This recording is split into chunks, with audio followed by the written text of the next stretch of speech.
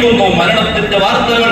എന്താ ഇന്നത്തെ ഹുതുബയിൽ പറഞ്ഞത്? ഓ മനുഷ്യ, നിന്നെപ്പറ്റി ഒരു ദിവസം വിളംബരം നടത്തുന്നു, നീ മരിച്ചു എന്ന വാർത്ത നമ്മുടെ നാടിലൊക്കെ ഇതാ പരക്കുകയാണ്. വീട്ടിൽ നിന്ന് വീട്ടിലേക്ക്, നാട്ടിൽ നിന്ന് നാട്ടിലേക്ക്, വാട്സപ്പിലൂടെ, ഫേസ്ബുക്കിലൂടെ, മാധ്യമങ്ങളിലൂടെ നിന്റെ മരണ വാർത്ത പരക്കുകയാണ്. നിന്റെ കഫൻ തുണി റെഡിയാക്കി വെച്ചിട്ടുണ്ട്. ഏത് അങ്ങാടിയിലാണ് എന്നറിയില്ല. ഹുതുബയിൽ ചോദിക്കുന്നു, നീ അറിഞ്ഞോ നിന്റെ കഫൻ തുണി നിന്റെ അവസാനമായി പൊതിഞ്ഞു കൊണ്ടുപോകാനുള്ള ആ 3 കഷ്ണം തുണി അങ്ങാടിയിൽ വന്നു കഴിഞ്ഞിട്ടുണ്ട്, സ്റ്റോക്ക് ആയിട്ടുണ്ട്. അത് എവിടത്തേക്കാണ്, ഏത് അങ്ങാടിയിലേക്കാണ് അല്ലാഹു അതിന് കണക്കാക്കി എത്തിച്ചിട്ടുള്ളത്?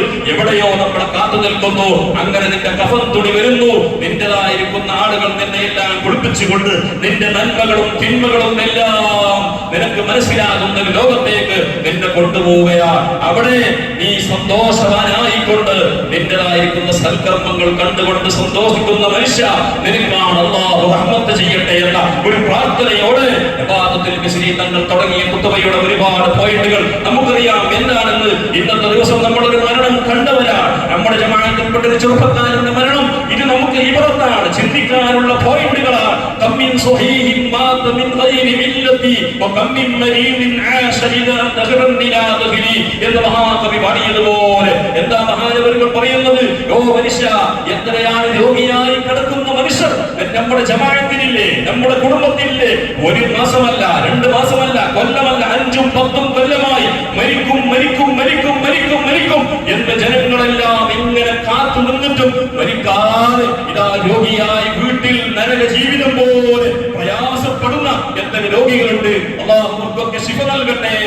എന്നാൽ മഹാകവി പറയുകയാണ്, എന്നാലോ കമ്മിൻ സ്വഹീഹിൻ മാത മിൻ ഗൈരി ഇല്ല. ഓ മനുഷ്യ, ചെറുപ്പക്കാരെ, ബാല്യക്കാരെ ആലോചിക്ക്. ആരോഗ്യമുള്ളവരെ, ബാല്യക്കാർ എന്ന് പറഞ്ഞാൽ 20-30 വയസ്സായവരെന്നല്ല. മരണത്തിന്റെ ഓർമ്മ വരുന്നത് മനുഷ്യർക്ക് രോഗം കൂടുമ്പോഴാണ്, അല്ലെങ്കിൽ മനുഷ്യർക്ക് എന്തെങ്കിലും തടസ്സങ്ങൾ വരുമ്പോഴാണ്, പ്രയാസങ്ങൾ വരുമ്പോഴാണ്. ആരോഗ്യം സമഗ്രമായി ഉണ്ടാകുമ്പോ, നല്ല പൂർണ്ണമായ ആരോഗ്യം ഉണ്ടാകുമ്പോൾ മരിക്കുന്നതിനെ പറ്റി ചിന്തിക്കാനില്ല. അങ്ങനെയുള്ള മനുഷ്യനോട് ചോദിക്കുന്നു, എത്രയാണ് ബാല്യക്കാർ ഒരു രോഗവുമില്ലാതെ പെട്ടെന്നായി മരിച്ചു പോകുന്നു. ഇങ്ങനെയുള്ള മനുഷ്യരുടെ മരണം എനിക്ക് ചിന്തിക്കാനുള്ളതാണ് എന്നിട്ട് മഹാകവി പറയുകയാണ്. നിന്റെ ജീവിതം എത്രയുള്ളൂ? നമുക്കറിയാം, ഒരു മനുഷ്യൻ പ്രസവിച്ചു കഴിഞ്ഞാൽ അവന്റെ ചെവിയിലൂടെ വലത് ചെവിയിൽ ബാങ്കും ഇടത് ചെവിയിൽ ഒരു ഇഖാമത്തും കൊടുക്കണം. നമുക്കറിയാം, ഒരു ബാങ്കും ഇഖാമത്ത് കൊടുത്താൽ നിസ്കാരം വേണ്ടേ? ഒരു നിസ്കാരത്തിലേക്കാണ് ഫുഖഹാ ബാങ്കും ഇഖാമത്തും സുന്നത്തായി കൽപ്പിച്ചത്. എന്നാൽ മഹാകവി എന്ന് പറയുന്നത് എന്താണെന്നറിയോ? നിന്റെ മയ്യത്ത് നിസ്കാരത്തിന് ബാങ്കില്ല, ഇഖാമത്തില്ല. നിന്റെ മയ്യത്ത് നിസ്കാരത്തിന് മയ്യത്തിനെ കൊണ്ടുവന്ന് പള്ളിയിൽ കിടത്തിയാൽ ആ മയ്യത്തിന്റെ മുമ്പിൽ ഒരു ഇഖാമത്ത് മുഅദ്ദിന് കൊടുക്കാറില്ല, ഒരു ബാങ്ക് കൊടുക്കാറില്ല. എന്തേ കാരണം? ആ ബാങ്ക് നീ ജനിച്ചപ്പോൾ നിന്റെ വലത് ചെവിയിൽ കേൾപ്പിച്ചിട്ടുണ്ട്, നിന്റെ ഇടത് ചെവിയിൽ ഇഖാമത്ത് കേൾപ്പിച്ചിട്ടുണ്ട്. ആ ഇഖാമത്ത്, ബാങ്കിന്റെയും ഇഖാമത്തിന്റെ ഇടയിലുള്ള ഗ്യാപ്പ് എത്രയാണ്? ഫുഖഹാ പറയുന്നു, ഒരുപാട് ബാങ്കും ഇഖാമത്തും കൊടുത്തിട്ട് നിസ്കാരത്തിലേക്ക് തുടങ്ങാൻ എത്ര സമയമാണ് വെക്കുന്നത്? ചുരുങ്ങിയത് അവർ 2 റക്അത്ത് വളരെ വേഗതയിൽ നിസ്കരിക്കുന്ന, പെട്ടെന്നുള്ളതായിരിക്കുന്ന ചുരുങ്ങിയ 2 റക്അത്ത് നിസ്കാരത്തിന്റെ സമയം. അത് കഴിഞ്ഞിട്ട് ഓലേക്ക് നിസ്കാരത്തിലേക്ക് പ്രവേശിച്ചില്ലെങ്കിൽ വീണ്ടും വീണ്ടും ഇഖാമത്ത് കൊടുക്കൽ സുന്നത്താണെന്ന് ഫുഖഹാ പറയുന്നു. എന്നാൽ അത്രയേ ഗ്യാപ്പ് അവർ അതിലേക്ക് അനുവദിക്കുന്നുള്ളൂ. എന്നാൽ നിന്റെ ജീവിതത്തിന്റെ ഗ്യാപ്പ് ഇത്രയേ ഉള്ളൂ. നിന്റെ ജീവിതത്തിന്റെ ഗ്യാപ്പ് ഇത്രയേ ഉള്ളൂ. ചെറുപ്പക്കാർ ആലോചിച്ചു നോക്ക്. എന്റെ ജീവിതത്തിന്റെ എന്റെ അവസാന മയ്യത്ത് നിസ്കാരത്തിന്റെ ഭാഗവും ഇഖാമത്തും ഉമ്മാന്റെ വയറിൽ നിന്ന് ഈ ലോകത്തേക്ക് വന്ന ആദ്യമായി കേൾപ്പിച്ചത് ഭാഗവും ഇഖാമത്ത. അതിന്റെ നിസ്കാരമാണ് മയ്യത്ത് നിസ്കാരം എന്ന് മഹാകവിയൊക്കെ പാടുമ്പോ ജീവിതം ഇത്രയേ ഉള്ളൂ. ചെറുപ്പക്കാരാ, ആലോചിച്ച് നോക്ക്. ഇന്നലെ മരിച്ച ചെറുപ്പക്കാരൻ വളരെ നല്ല ചെറുപ്പക്കാരനായിരുന്നു, വളരെ നല്ല ബാല്യക്കാരനായിരുന്നു. 20-22 വയസ്സിലൂടെ ആ മനുഷ്യൻ മരിക്കുമ്പോ, ചെറുപ്പക്കാരൻ മരിക്കുമ്പോ ജീവിതത്തിൽ ഒരുപാട് നന്മ ചെയ്തുകൊണ്ടാണ് മരിച്ചത്. സ്വലാത്തിന്റെ മജ്‌ലിസുണ്ടോ, മജ്‌ലിസുന്നൂറിന്റെ മജ്‌ലിസുണ്ടോ? ചെറുപ്പക്കാർ എല്ലാം ഇതിൽ നിന്ന് വിട്ടകന്നു പോകുമ്പോ വളരെ മുമ്പന്തിയിൽ വന്നിരുന്ന, വളരെ ലാളിത്യത്തോടെ ജീവിച്ച ഒരു ചെറുപ്പക്കാരൻ അല്ലാഹു മഗ്ഫിറത്ത് നൽകട്ടെ, അല്ലാഹു കുടുംബത്തിന് അല്ലാഹു സമാധാനം നൽകട്ടെ. എന്നാൽ ഇങ്ങനെ എത്ര ചെറുപ്പക്കാർ നമ്മുടെ നാട്ടിലുണ്ട്. ആലോചിച്ച് നോക്കി. ഞാൻ ഇന്നലെ തന്നെ അനുഭവം പറയാം. ഇന്നലെ രാത്രി 11 മണിക്ക് ഖബർ വഹിക്കുന്ന സ്ഥലത്തേക്ക് ഞാനത് വിസിറ്റ് ചെയ്തപ്പോൾ അവിടെ 5, 6, 8 ചെറുപ്പക്കാരുണ്ട്. ആ ചെറുപ്പക്കാരുടെ കൂട്ടത്തിൽ ഒരു ചെറുപ്പക്കാരന് മാത്രമാണ് എനിക്ക് പരിചയമുള്ളത്. ഞാൻ തൊട്ടടുത്തുള്ള ഒരു സഹോദരനോട് ചോദിച്ചു, ഇവർക്ക് ഏത് നാട്ടുകാരാണ്? ഏതോ പുറം നാട്ടിൽ. ഞാൻ വിചാരിച്ചു ഈ മയ്യത്ത് മരിച്ച സഹോദരന്റെ കൂട്ടുകുടുംബാദികൾപ്പെട്ട ഏതെങ്കിലും പുറം നാട്ടുകാരായിരിക്കാം. ആളുകൾ ഓരോന്ന് പറയാൻ തുടങ്ങി. ഉസ്താദ് ചോദിച്ചിട്ട് അവൻ ഇന്നാളെ മകനാണ്, അവൻ ഇന്നാളെ മകനാണ്, അവൻ മറ്റൊന്റെ മകനാണ്, ഇന്ന സ്ഥലത്താണ് അവന് വീട്. ഞാൻ ആലോചിച്ചു പോയി, ഞാൻ ഇന്നോ ഇന്നലെയോ പരാജയം വന്നതല്ല, ഒരു മാസമായതല്ല, ഒരു കൊല്ലമായതല്ല, 4 കൊല്ലം കഴിഞ്ഞിട്ട് 5ാമത്തെ കൊല്ലത്തിലേക്ക് ഞാൻ പ്രവേശിച്ച് 3 മാസം കൂടെ ചോദിച്ചിട്ടുണ്ട്. എന്റെ മുമ്പിൽ കണ്ടിട്ട് എനിക്ക് പരിചയമില്ലെങ്കിൽ ഉസ്താദിനെ പരിചയപ്പെടാൻ നിർബന്ധമുണ്ടോ എന്ന് ചോദിക്കണ്ട. എനിക്ക് നിങ്ങൾ എന്നെ പരിചയപ്പെട്ടത് കൊണ്ട് എനിക്കൊരു സാമ്പത്തിക നേട്ടവുമില്ല. ആരെങ്കിലും ഉസ്താദിന്റെ കോൺടാക്ട് ആയതുകൊണ്ട് ഉസ്താദിനെന്തോ ലാഭമുണ്ടെന്ന് വിചാരിച്ചിട്ടില്ല എന്നോട് കോൺടാക്ട് വേണമെന്ന് പറയുന്നത്. ഞാൻ ഇവിടുത്തെ ഒരു ഇമാമാണ്, ഉത്തരവാദിത്വം ഏറ്റെടുത്ത ഒരു ഇമാമാണ്. ഈ ഇമാമിനിക്ക് ഇപ്പോൾ ജവാബ്ദാരിയുണ്ട്. എന്താണത്? ഈ നാട്ടിലുള്ള ഓരോ വ്യക്തികളെ അറിഞ്ഞിരിക്കണം, അവന്റെ ജീവിത ശൈലി എന്ന് പറഞ്ഞാൽ ഉസ്താദ് അങ്ങോട്ട് പോയിട്ട് ഓരോ വീട്ടിൽ കാരസ്മാനിക്ക് പോകണമെന്നല്ല. ഓരോ ചെറുപ്പക്കാരനോട്, ഓരോ സഹോദരന്മാരോട് ഞാൻ വളരെ സ്നേഹത്തോട് പറയുന്നു, ആ ചെറുപ്പക്കാർ എന്നെ കാണുമ്പോൾ ഒളിച്ചോടുന്ന പോലീസിനെ കാണുമ്പോൾ ഓടുന്നത് പോലെ എത്രയോ ചെറുപ്പക്കാരൻ അനുഭവിക്കുന്നുണ്ട്. പോലീസിനെ കണ്ടാൽ എന്നിട്ട് ഈ അടുത്തൊരു സമയം ഡയലോഗ് അടിച്ചു. എന്താണെന്നറിയോ? ഉസ്താദന്മാരെയും പോലീസുകാരെയും കോൺടാക്ട് വെക്കാൻ പാടില്ല. പറഞ്ഞോളി, എന്ത് വേണമെന്ന് പറഞ്ഞോളി. ഉസ്താദന്മാരെയും പോലീസുമാരെയും കോൺടാക്ട് വെച്ചാൽ ഡേഞ്ചറാണ്. എന്നാ പൊന്നു മോമിനികളെ, ഞാൻ എന്റെ കാര്യമാണ് പറയുന്നത്, മറ്റുള്ള ഉസ്താദന്മാരെ പറ്റി ഞാൻ പറയുന്നില്ല. ഞാൻ എന്റെ കാര്യം, എന്നോട് ഒരാൾ കോൺടാക്ട് ചെയ്തത് കൊണ്ട് അവനെ ചൂഷണം ചെയ്യാൻ ഞാൻ നിൽക്കൂല.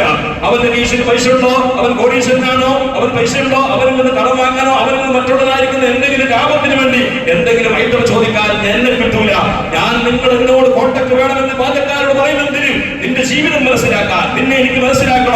നീ എവിടെയാണ് നീ പഴച്ചു പോയത്? നിന്റെ വഴി പഴച്ചു പോയി ജീവിതത്തിന്റെ ഒരു മാർഗനിർദ്ദേശം നൽകണമെങ്കിൽ അത് ഇമാമിന്റെ ബാധ്യതയല്ലേ? ആ ബാധ്യത ഉണ്ടാകണമെങ്കിൽ രക്ഷിതാക്കളെ, നിങ്ങളെ മക്കളെ പള്ളിയുമായി നിങ്ങൾ ബന്ധിപ്പിക്കണം. ഇനി ഈ ചെറുപ്പക്കാരെ വളരെ നല്ല മനോഹരമായ ഒരു മരണം സംഭവിക്കാൻ സാധിച്ചത് അല്ലാഹുവേ, അത്തരം മരണം നമുക്കും ആഗ്രഹമില്ലേ? അല്ലാഹു നമുക്ക് തൗഫീഖ് നൽകട്ടെ, ആയുസ് നീളമാക്കി തരട്ടെ. എന്താ മുഅ്മിനീങ്ങളെ, ഞാൻ ദർസിന്റെ കാര്യം തന്നെ സൂചിപ്പിക്കുന്നത്, ഈ ഇത്തരം ചെറുപ്പക്കാരുകളൊക്കെ ഞാൻ വിളിച്ചുകൊണ്ട് ദർസ് തുടങ്ങണമെന്ന് പറഞ്ഞപ്പോ ഒരൊറ്റ ചെറുപ്പക്കാർ വന്നില്ല. 6 കുട്ടികളെ കിട്ടി. 6 കുട്ടികളെ കിട്ടിയിട്ട് പെരുന്നാൾ കഴിഞ്ഞിട്ട് നോക്കുമ്പോ അതിൽ 4 കുട്ടികൾ പറഞ്ഞു സ്കൂളുള്ളത് കൊണ്ട് വരാൻ പറ്റൂല. അവസാനം അവർ രക്ഷിതാക്കളെ വിളിച്ച് ചോദിച്ചപ്പോൾ അവർക്ക് പോലും ആ രക്ഷിതാക്കൾ പോലും പറഞ്ഞിട്ട് ആ കുട്ടികളെ, സ്വന്തം 16ഉം 17ഉം വയസ്സുള്ള മക്കളെ 2 മണിക്കൂർ ദീന പഠിപ്പിക്കാൻ, എന്തിന്? ഉപ്പാന്റെ മയ്യത്തിന്റെ മുമ്പിൽ നിന്നുകൊണ്ട് അല്ലാഹു അക്ബർ തക്ബീർ ചൊല്ലി അല്ലാഹുമ്മ ഗഫിർ ലഹു, അല്ലാഹുമ്മ ഗഫിർ ലഹു എന്ന് പറയാൻ പഠിപ്പിക്കുന്ന, ഒരു മയ്യത്ത് നിസ്കാരത്തിന് നേതൃത്വം കൊടുക്കാൻ പഠിപ്പിക്കുന്ന ഒരു മകനെ വാർത്തെടുക്കാൻ ഇതെന്റെ ബാധ്യതയാണ്, എനിക്ക് ഉത്തരവാദിത്വമുണ്ട് എന്ന നിലക്കെത്തപ്പോൾ ഈ നാട്ടിലുള്ള രക്ഷിതാക്കൾ നിങ്ങൾ തയ്യാറായിട്ടില്ലെങ്കിൽ ആലോചിച്ചു നോക്ക്. മുഅ്മിനീങ്ങളെ, മരണം എപ്പോഴും വരാം, ഏത് സമയത്തും വരാം. ആ മരണത്തിന് മുമ്പ് നമ്മൾ തയ്യാറായിരിക്കണം. നമ്മുടെ കയ്യിൽ നന്മകൾ ഉണ്ടായിരിക്കണം, നല്ലവരായി മരിക്കണം. മഹാനായ മുഹമ്മദ് റസൂലുള്ളാഹി സ്വല്ലല്ലാഹു അലൈഹി വസല്ലം തങ്ങൾ ഒരു ദിവസം ഒരു വഴിയിലൂടെ നടന്നു പോവുകയാണ്. ആ സമയത്താണ് ഒരു മയ്യത്തുമായിട്ട് കൂട്ടം ആളുകൾ കൊണ്ടുപോകുന്നു. ഒരു മയ്യത്തിനെ ചുമത്തിനാണ് കൊണ്ടുപോകുന്നത്. മഹാന്മാരായ സ്വഹാബത്ത് കൂട്ടത്തിലുണ്ട്. അല്ലാഹുവിന്റെ ഹബീബായ നബി സല്ലല്ലാഹു അലൈഹി വസല്ലം തങ്ങളോട് ആ കൂടിയിരിക്കുന്ന സ്വഹാബത്ത് പറഞ്ഞു, നബിയേ, കൊണ്ടുപോകുന്ന മയ്യത്ത് ആരാന്നറിയോ? ഇന്നാളിന്ന വ്യക്തിയാണ്, അയാൾ നല്ല മനുഷ്യനാണ്, അവൾ നിസ്കാരക്കാരനാണ്, അവൾ ധർമ്മിഷ്ഠനാണ്, കുടുംബത്തെ നോക്കുന്നവനാണ്, നല്ല സ്വഭാവക്കാരനാണ്. ഇങ്ങനെ നല്ല നല്ല ഔസാഫുകൾ പറഞ്ഞു. അല്ലാഹുവിന്റെ ഹബീബ് മുഹമ്മദ് റസൂലുള്ളാഹി സ്വല്ലല്ലാഹു അലൈഹി വസല്ലം പറഞ്ഞു, വജബത്, അവർക്ക് നിർബന്ധമായി. അങ്ങനെ സ്വഹാബത്ത് ചോദിച്ചില്ല, എന്താണെന്ന് ചോദിക്കാത്തതില്ല. കുറെ ദിവസങ്ങൾ കഴിഞ്ഞു. ഇതുപോലെ മറ്റൊരു സമയത്ത് ഒരു കൂട്ടം സ്വഹാബത്ത് നബി തങ്ങളും ഇങ്ങനെ പോകുമ്പോ ഒരു മയ്യത്തുമായിട്ട് വേറൊരു കൂട്ടം ഇങ്ങനെ നടന്നു പോവുകയാണ്. അല്ലാഹുവിന്റെ റസൂലിനോട് ആ കൂടിയിരിക്കുന്ന സ്വഹാബത്ത് പറഞ്ഞു, നബിയേ, ആ മനുഷ്യൻ ഭയങ്കര മോശക്കാരനാണ്, അയാൾ മരിച്ചത് നന്നായി നബിയേ, മരിച്ചത് കൊണ്ട് മദീന രക്ഷപ്പെട്ടു, ആ മരിച്ചത് കൊണ്ട് ഞങ്ങൾ സലാമത്തായി. മോശക്കാരനാണ്, ഫിത്നക്കാരനാണ്, നാട്ടിൽ പയപ്പുണ്ടാക്കിയത് ഓനാണ്, അനേക്കുണ്ടാക്കിയത് ഓനാണ്, പള്ളിന്റെ കാര്യമാണ്, മദ്രസന്റെ കാര്യമാണ്, ദീന്റെ കാര്യമാണ്, ഏത് കാര്യമുണ്ട്, കച്ചവടത്തിന്റെ കാര്യം, കുടുംബത്തിന്റെ കാര്യം, തമ്മിലുള്ള കോൺടാക്ട് ഉള്ള സഹോദരന്മാരെ തമ്മിൽ മുട്ടിക്കുന്ന കാര്യം, ഇങ്ങനെ പലതരത്തിലുള്ള ചീത്തയായ സ്വഭാവക്കാരനായിരുന്നു. അല്ലാഹുവിന്റെ ഹബീബായ നബി സല്ലല്ലാഹു അലൈഹി വസല്ലം പറഞ്ഞു, വജബത്, ഉമറുൽ ഫാറൂഖ് തങ്ങൾ കൊണ്ടുവന്നിട്ടുണ്ട്. ചോദിച്ചു, അല്ലാഹുവിന്റെ റസൂൽ എന്താണ് നിർബന്ധമായി? അന്ന് തങ്ങൾ പറഞ്ഞു നിർബന്ധമായി എന്ന്, ഇന്നും തങ്ങൾ പറഞ്ഞു നിർബന്ധമായിരിക്കുന്നു. അല്ലാഹുവിന്റെ റസൂൽ പറഞ്ഞു, ഓ ഉമറേ, സ്വഹാബ കേൾക്കണം, അന്ന് ആ മനുഷ്യനെ പറ്റി ആളുകളെല്ലാം നല്ലത് പറഞ്ഞു. നല്ലത് പറഞ്ഞപ്പോൾ നിങ്ങൾ ഭൂമിയിൽ ജനങ്ങളെ അല്ലാഹുവിന്റെ സാക്ഷികളാണ്, നമ്മൾ അല്ലാഹുവിന്റെ സാക്ഷികളാണ് ഭൂമിയിൽ. ജനങ്ങളെല്ലാം നല്ലത് പറഞ്ഞപ്പോൾ അല്ലാഹു ഏറ്റെടുത്തു, ആ മനുഷ്യനിക്ക് സ്വർഗം നിർബന്ധമായി. അതേസമയം ആ മനുഷ്യൻ മോശക്കാരനാണെന്ന് പറഞ്ഞു. നിങ്ങൾ സാക്ഷികളാണ്. നിങ്ങൾ പറഞ്ഞ അവന്റെ സ്വഭാവം ശരിയില്ല, അവൻ ചീത്ത സ്വഭാവക്കാരനാണ്, കഞ്ചാവിന്റെ മയക്കുമരുന്നിന്റെ അടിമയാണ് എന്നൊക്കെ പറഞ്ഞപ്പോൾ നിർബന്ധമായി അവർക്ക് നരകം നിർബന്ധമായി എന്നാണ്. അതുകൊണ്ട് നമ്മളെ പറ്റി നല്ലത് പറയണം, ജനങ്ങൾ നല്ലത് പറയണം. ഇന്നലെ ഞാൻ മരിച്ച ആ ചെറുപ്പക്കാരനെ പറ്റി ആരോട് ചോദിച്ചാലും പറയാനുള്ള നല്ലതേ ഉള്ളൂ. വളരെ നീറ്റായ സ്വഭാവക്കാരൻ, ആരോടും അനാവശ്യമായി പെരുമാറാത്ത ഒരു നല്ല ചെറുപ്പക്കാരൻ. അല്ലാഹുവേ, അദ്ദേഹത്തിന്റെ നിറവേറ്റി കൊടുക്കണം പഠിച്ചവരെ. എന്നാൽ എന്റെ പ്രിയപ്പെട്ടവരെ, ഇതെല്ലാം നമ്മുടെ ജീവിതത്തിൽ നമുക്ക് പാഠമാണ്. ഇത്തരം മരണങ്ങൾ ചിന്തിക്കാനുള്ള പാഠമാണ്. കുടുംബത്തിന് സമാധാനം വേണം, പരീക്ഷണങ്ങൾ സഹിക്കാനുള്ള കഴിവ് വേണം. അള്ളാഹുവിനെ നിർത്തുകയാണ്. അള്ളാഹുവിന്റെ ഹബീബായ റസൂലുള്ളാഹി സ്വല്ലല്ലാഹു അലൈഹി വസല്ലം ഒരു ദിവസം ഒരു ഖബർസ്ഥാനിൽ നടന്നു പോവുകയാണ്. അള്ളാഹുവിന്റെ ഹബീബ് കാണുന്നു ഒരു പെണ്ണ് ആ ഖബറിന്റെ അടുത്ത് ഇരുന്നിട്ട് എന്തെല്ലാം പറഞ്ഞുകൊണ്ട്, കരഞ്ഞുകൊണ്ട്, അട്ടഹാസിച്ചുകൊണ്ട് എന്തെല്ലാം വിളിച്ചു പറയുന്നു. അള്ളാഹുവിന്റെ ഹബീബ് റസൂലുള്ളാഹി തങ്ങൾ ആ പെണ്ണിനോട് പറഞ്ഞു, ഇത്തഖില്ലാഹ വസ്ബിരി, നീ അള്ളാഹനെ പഠിച്ചോ, അള്ളാഹനെ പഠിച്ച് സബർ ചെയ്തോ, കൂലിയുണ്ട്. ആ സമയത്ത് ആ പെണ്ണ് നബിയോട് പറഞ്ഞു, എന്നോട് സബർ ചെയ്യാൻ പറയുക, എന്നോട് സബർ, നിങ്ങൾക്ക് കാലം കിട്ടിയെങ്കിൽ നിങ്ങളെങ്ങനെ ക്ലീനായിട്ട് അപ്പുറം ചെയ്യുമായിരുന്നു. ഞാനല്ലേ എന്റെ ദുഃഖം അനുഭവിക്കുന്നു, നിങ്ങൾക്ക് എന്റെ കഷ്ടം അറിയില്ലല്ലോ. എന്നെയല്ലേ എന്റെ കുടുംബത്തിനല്ലേ വേണ്ടപ്പെട്ടവർ പോയത്. അള്ളാഹുവിന്റെ ഹബീബായിരുന്നവിടെ ഒന്നും മുണ്ടിയില്ല, കയർത്ത് സംസാരിച്ചില്ല. മാന്യന്മാരുടെ സ്വഭാവം അതാണ്, നല്ലവരുടെ സ്വഭാവം അതാണ്. ഏതെങ്കിലും ആളുകൾ എന്തെങ്കിലും റോട്ടിൽ എന്തെങ്കിലും ആളുകൾ നമ്മളോട് കയറുന്നുകൊണ്ട് നമ്മളോട് പിണങ്ങാൻ വന്നാൽ നമ്മൾ കാറ് നിർത്തിയിട്ട് നമ്മൾ നിങ്ങൾക്ക് കയ്യിൽ നിന്നാണ് ഇപ്പുറത്തെ പ്രശ്നം കണ്ടുകൊണ്ടിരാന്ന് പറഞ്ഞിട്ട് അടിക്കാൻ വേണ്ടി പോകുന്നത് മാന്യന്മാരുടെ സ്വഭാവമല്ല. മാന്യന്മാർ എന്തെങ്കിലും നമ്മൾ ബുദ്ധിയില്ലാത്ത ആളുകൾ എന്തെങ്കിലും നമ്മോട് ജാഹിലികൾ സംസാരിച്ചാൽ അവരോട് സലാം പറഞ്ഞ് വേഗം പിരിയണമെന്ന്, ചർച്ച ചെയ്യാൻ പാടില്ല എന്ന അള്ളാഹുവിന്റെ ഹബീബ് നേരെ പോയി. അങ്ങനെ ആ പെണ്ണിനോട് ആരോ പോയിട്ട് പറഞ്ഞു, എന്താ നിനക്കറിയോ, നീ നേരത്തെ എതിർത്ത് സംസാരിച്ച ആ മനുഷ്യൻ ആരാന്നറിയോ? അള്ളാഹുവിന്റെ റസൂലാണ്, മദീനയിലെ നേതാവാണ്, മുഹമ്മദ് മുസ്തഫയാണ്. പെണ്ണിന് കാതെ വെപ്രാളമായി വേഗം പോയി അള്ളാഹുവിന്റെ റസൂലിനോട് പറഞ്ഞു, നബിയേ, ഞാൻ തങ്ങളോട് സംസാരിച്ചത് അറിയാത്തത് കൊണ്ടാണ്, തങ്ങളാണെന്ന് അറിയുമായിരുന്നെങ്കിൽ ഞാൻ ഇങ്ങനെ ചെയ്യുമായിരുന്നില്ല. അള്ളാഹുവിന്റെ റസൂൽ എന്താ പറഞ്ഞത്? നീ ഇപ്പൊ ക്ഷമിച്ചിട്ട് കാര്യമില്ല, നീ ആദ്യം തന്നെ സ്പോട്ടിൽ വെച്ച് ക്ഷമിക്കണം. അങ്ങനെ ഞാൻ ക്ഷമിച്ചിരുന്നു എങ്കിൽ നിനക്ക് സ്വർഗമായിരുന്നു, സ്വർഗത്തിൽ വലിയ കൊട്ടാരമായിരുന്നു. അതുകൊണ്ട് പരീക്ഷണങ്ങൾ സഹിക്കാൻ കഴിയണം. അള്ളാഹു തരുന്ന പരീക്ഷണങ്ങളെ തൊട്ട് അള്ളാഹുവിനോട് ദുആ ചെയ്യണം. അള്ളാഹു സഹിക്കാൻ കഴിയാത്തത് തരാതിരിക്കട്ടെ എന്ന് നമ്മൾ ഓർത്ത് പ്രാർത്ഥിക്കാം. അങ്ങനെ പരീക്ഷണങ്ങൾ വന്നുപോലായ സഹിക്കണം. ലോകത്ത് ഏറ്റവും കൂടുതൽ പരീക്ഷണം ചെയ്ത നേതാവ് ആരാന്നറിയോ? ഹബീബ് മുഹമ്മദ് റസൂലുള്ളാഹി. നബി തങ്ങൾക്ക് എത്ര മക്കളുണ്ടായിരുന്നു? എത്ര മക്കളാണ് നബി തങ്ങൾക്ക് ഉണ്ടായിരുന്നത് അറിയോ? നബി തങ്ങൾക്ക് എത്ര മക്കളാണെന്നറിയോ? 7 മക്കളുണ്ടായിരുന്നു. 3 ആൺമക്കൾ, 4 പെൺമക്കൾ. ആ 7 ആൺമക്കളുടെ കൂട്ടത്തിൽ 6 മക്കളെയും അഷ്റഫുൽ ഖൽഖ് മുഹമ്മദ് റസൂലുള്ളാഹി സ്വല്ലല്ലാഹു അലൈഹി വസല്ലം ഹയാത്ത് കാലത്ത് മരണപ്പെട്ടിട്ട് ആ നബി സ്വല്ലല്ലാഹു അലൈഹി വസല്ലം കൺമുമ്പിൽ മരിച്ചു കിടന്ന 6 മയ്യത്തുകൾ, 6 മക്കൾ നബി തങ്ങളുടെ ഹയാത്ത് കാലത്ത് ദഫൻ ചെയ്ത നേതാവാണ്. ഒരൊറ്റൊരു മകനേ ഉണ്ടായിരുന്നുള്ളൂ. ജനിക്കും മരിക്കുമ്പോൾ വഫാത്തിന്റെ സമയത്ത് അത് ബീബി ഫാത്തിമ റളിയല്ലാഹു അൻഹാ. അല്ലാഹുവിന്റെ റസൂൽ സ്വല്ലല്ലാഹു അലൈഹി വസല്ലം മരിക്കുന്ന സമയത്ത് ദുഃഖത്തോടെ ഫാത്തിമ ബീബി റളിയല്ലാഹു അൻഹാ ചോദിച്ചു, അല്ലാഹുവിന്റെ റസൂൽ ഫാത്തിമയോട് ഒരു രഹസ്യം പറഞ്ഞു. നമ്മുടെ ഭാഷയിൽ പറഞ്ഞാൽ ഗുട്ട് പറഞ്ഞു. അല്ലാഹുവിന്റെ ഹബീബായ റസൂലിനോട് ഈ രഹസ്യം പറഞ്ഞപ്പോൾ അല്ലാഹുവിന്റെ ഹബീബായ തങ്ങൾ 2 പ്രാവശ്യമാണ് പറഞ്ഞത്. അല്ലാഹുവിന്റെ റസൂൽ ഫാത്തിമയോട് പറഞ്ഞു, ആദ്യമായി രഹസ്യം പറഞ്ഞു. ഫാത്തിമ പൊട്ടിക്കരയാൻ തുടങ്ങി. അങ്ങനെ കുറച്ചു നേരം കഴിഞ്ഞു വീണ്ടും ഒരു രഹസ്യം പറഞ്ഞു. ഫാത്തിമ ആ ദുഃഖത്തിന്റെ ഇടയിൽ നിന്ന് പൊട്ടിച്ചിരിക്കാൻ തുടങ്ങി. അല്ലാഹുവിന്റെ റസൂലിനോട് വഫാത്തിന് ശേഷം ഫാത്തിമ ബീവിയോട് അവിടുത്തെ ബാക്കിയുള്ള ഭാര്യമാർ ചോദിച്ചു, എന്താണ് നബി തങ്ങൾ രഹസ്യം പറഞ്ഞത്? അല്ലാഹുവിന്റെ ഹബീബിന്റെ മകളായ ഫാത്തിമ ബീവി റളിയല്ലാഹു അൻഹ പറഞ്ഞു, ആദ്യമായിട്ട് എന്നോട് പറഞ്ഞത്, മോളെ ഞാൻ മരിക്കാൻ പോവുകയാണ്, ഞാൻ എന്റെ വഫാത്ത് അടുത്തിരിക്കുന്നു, എന്റെ ജ്യേഷ്ഠത്തിമാരെല്ലാം മരിച്ചു പോയിട്ടുണ്ട്, എന്റെ ആങ്ങളമാരെല്ലാം ചെറുപ്പത്തിൽ മരിച്ചു പോയിട്ടുണ്ട്, എന്നെ ഒഴിവയാക്കി ഞാൻ മരണപ്പെടുകയാണ്. ആ ഫാത്തിമ ബീവിക്ക് സഹിക്കാൻ കഴിയില്ല, പൊട്ടിക്കരഞ്ഞു.